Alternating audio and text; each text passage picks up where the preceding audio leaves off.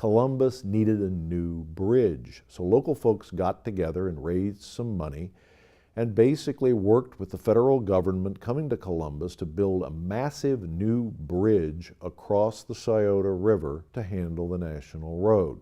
3 Army officers from West Point came from Columbus to supervise the construction between 1832 to 1834.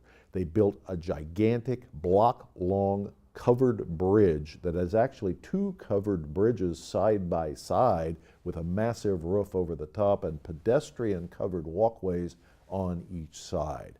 It can handle 4 lanes of traffic, 2 in each of the internal covered bridges. The question was, how do we test the bridge? Just as they were trying to decide how to test the bridge, coming into town from the west was Dick Cowling out of London, Ohio, with 700 head of cattle. He originally came up toward the bridge, took one look and said, that bridge is not going to hold the cattle. I'm going to take my cattle downstream to the ford near Main Street and cross my cattle down there. Captain Brewerton, who had supervised the building of the bridge, came up to Cowling and he said, look, I think the cattle can handle the bridge, and we will reimburse you if anything happens as a result of your cattle crossing the bridge. Cowling said, okay, fine. And the next morning, they began to push, because the cattle weren't exactly excited about going into a dark covered bridge.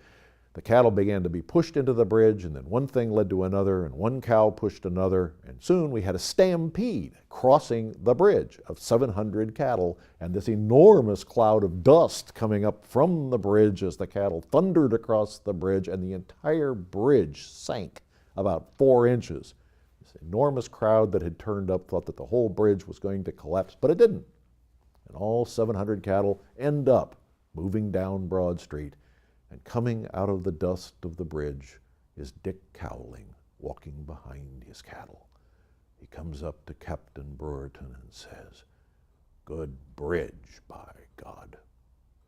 And then he invites all of his friends and acquaintances to join him at Zollinger's Tavern to celebrate the fact that they made it across the bridge.